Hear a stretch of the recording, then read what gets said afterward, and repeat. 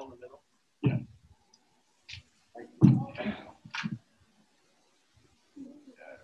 Why don't you tell us, after you get settled, tell us opening comment about your performance tonight. First of all, I mean, I want to give, I want to tip my hat to Ryan Carl, good friend of mine for a long time. I mean, we knew he was going to come with everything. And, we knew it was going to be a rough and tough fight, but I was prepared for 12 rounds. I was in there being patient. And, I mean, we got him out of there sooner than we thought. But, again, I mean, I went in there just picking my shots. It took a minute to get used to the pressure he was putting because it was so awkward. But, I mean, I started to find my rhythm as the rounds kept on progressing. How would you rate your performance overall? I mean, for a homecoming, your first title defense has to feel pretty good. Yeah, no, it feels great. I rate my performance maybe a B. I mean, of course, there's other things that you can work on. I was having a little bit of trouble finding my jab. Again, just because of how awkward he was putting the pressure.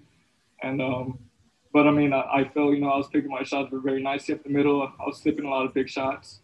So I mean, I would give myself a B. Questions here, guys? Yeah, he seemed to come out more aggressively in the second round and kind of surprised you a little bit. Did he hurt you at any time at all? I mean, he was in there throwing bad intentions. He landed some odd punches, but again, it was just just taking me a minute to find my rhythm. But I mean, there wasn't anything that hurt me. There wasn't anything that really was offsetting to me. As far as homecomings go, it's been nice to have a packed house, but under the circumstances, were you satisfied with the crowd and your performance? I mean, like you said, I mean, of course, I wish that it could have been a packed house, but it couldn't. But I mean, I'm still very excited, with the outcome of this fight. I'm the first person from San Antonio who has ever defended a world title, so that's a huge honor. And I'm humbled to be one of the first person in San Antonio history, to accomplish that. Hey Mario, Mike Hoppinger here. Congratulations. Now you guys at PBC are 140 pounds. Regis Prograis had a nice performance as well. Adrian Broner says he's going back to 140. Who do you want next? I mean, me being, a champion, I would like to unify with either Ramirez or Josh Taylor. I mean, those are huge fights. Me being the fighter I am, those are the fights that I want. But again, I mean, we're going to sit down with, my people, Al Heyman, my managers, and we're going to decide what my next move is. Right. But with Taylor and Ramirez expected to fight each other next, who, if there's anyone you can pick between besides those two, is anyone that you like? Josh Taylor, his boxing ability, but I mean, again, the type of style that Ramirez has, he breaks a lot of people, and it's just a fight that, you would just have to just see unfold. Could you see tonight that Ryan was woozy after the headbutt? Did you really go after him after that, or what was your reaction? I mean, there was some big punches that I landed. I mean, before the headbutt that I saw in his body language, that really hurt him. I could hear him on the inside, with the body shots, and but I mean, again, it was a real fight. We clashed heads. I mean, it's part of boxing, but I mean, that wasn't the reason why he got out of there. Mario, congratulations. When Regis Prograis was in here earlier, he mentioned that he would like to fight you, obviously to get some version of the title back. What are your thoughts on that fight specifically, especially because Taylor and Ramirez it could be a while before you would get the winner in that fight? I mean, I'm in the sport to give boxing fans, the exciting fights. I mean, a fight with Regis, I mean, it would be huge at 140, especially with him being, with the PBC team now. So I mean, that's a very likely fight to happen. Did you see his performance? Or I know you were getting ready for your own fight, obviously. Did you happen to see any of it in the locker room or anything, or no?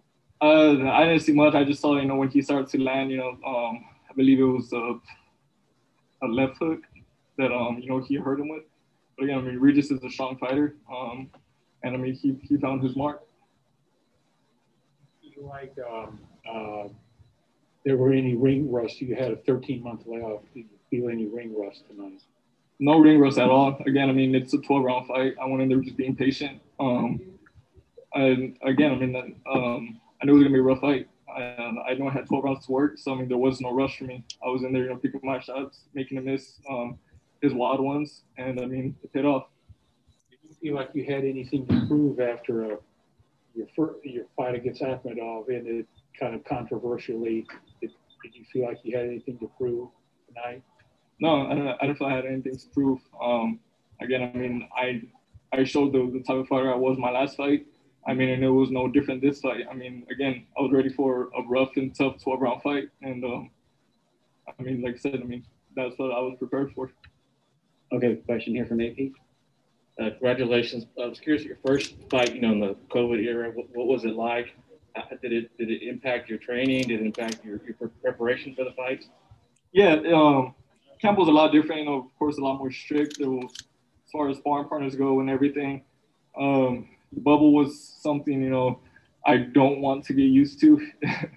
But, I mean, again, it's just part of what's going on right now. And I was very thankful, though, to be part of, the first show back with an audience. Yeah, and speaking of, like another you mentioned earlier, the crowd was kind of small, but still a pretty good crowd for COVID. I mean, how excited were you to see that many fans out there? I was very excited. I mean, just the fact, that, again, I mean, I'm here at home.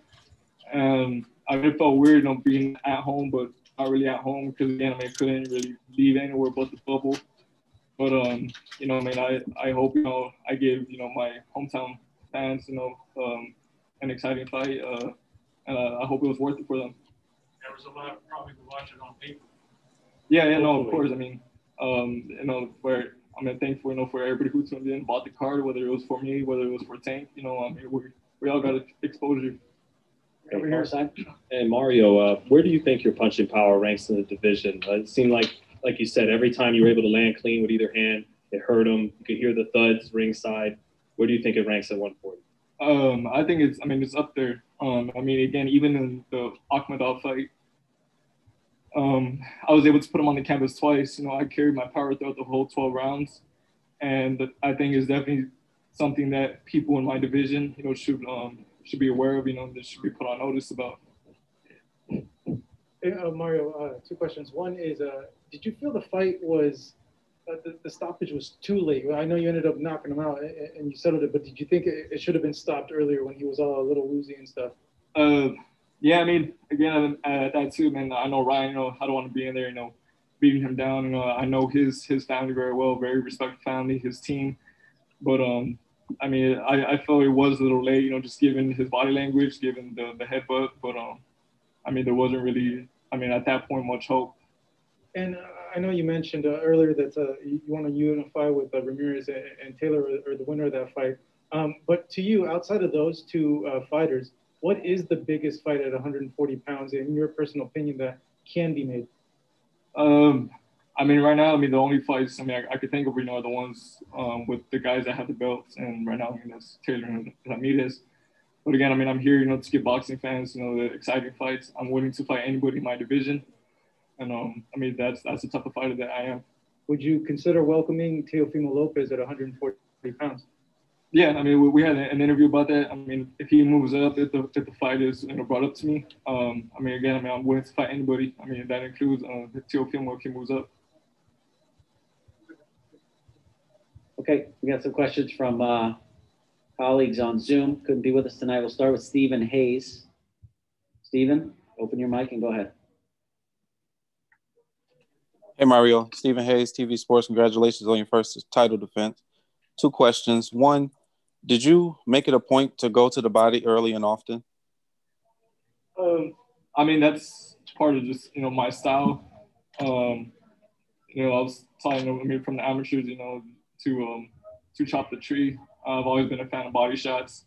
And especially in world title fight, they really pay off, towards the middle and late rounds. So, but yeah, I went out there, with the intention, to break the body, real early. Again, I know the type of style that Ryan had. I knew if I didn't do anything to slow him down, it would stay a rough fight the whole 12 rounds. And number two, I know you said you were taking it one round at a time, but that sixth round, you seemed to come out there with a lot of determination. Did you feel at that point you could get him out of there? Yeah, I mean, I could, again, I mean, I was reading his body language in there. At that too, I mean, I was finding my rhythm. Again, the first couple rounds, it was taking a minute just because how wild he was coming. But yeah, I mean, I was really just, starting to get warmed up. I was ready, to go a hard 12 rounds. So, I mean, I was going to keep on picking it up slowly. Appreciate it. Congratulations again. Thank you. All right, thanks, Stephen. Last questions here from Cameron Buford. Cameron, unmute, and you can go ahead. Hey, Mario.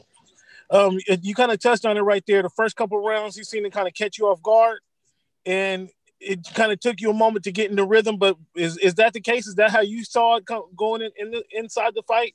That after the third round, you kind of got your rhythm, and then obviously put him out in the fifth and sixth round. Well, you could have went out in the fifth. Is that how you saw it? Yeah, I mean, like I said, I mean, it was, taking me a minute just, to get his timing down, just to really get used to the way he was moving, the way he was stepping, and the way he was coming forward with punches. He's, I knew, he didn't go into this fight. I had the better boxing ability, the better movements. It was just getting used to, the way that he was moving, the way he was putting his pressure. How can you get better, Mario? We talked about this a few times, how you just putting fights together, putting your game together. How can you, next training camp, what can you do to get better, to be a better boxer? I mean, me and Virgil will sit down, my team, and discuss, what I should have done from the beginning, what I need to continue on doing. That's just something, me and my team will sit down and talk about. But, I mean, like I said, I mean, I would rate myself, maybe a B, at the most. There's always things I can improve on when I fight. Appreciate it. Look forward to seeing how you improve from the B that you give yourself. We want to see how you improve, team. Have a good one. Well said, Cameron. Okay, Mario, congratulations. And we look forward to seeing you next time. Happy Halloween. Happy Halloween, guys. Safe travels for the short ride home. Appreciate it. Okay, folks, we'll be back after our main event tonight.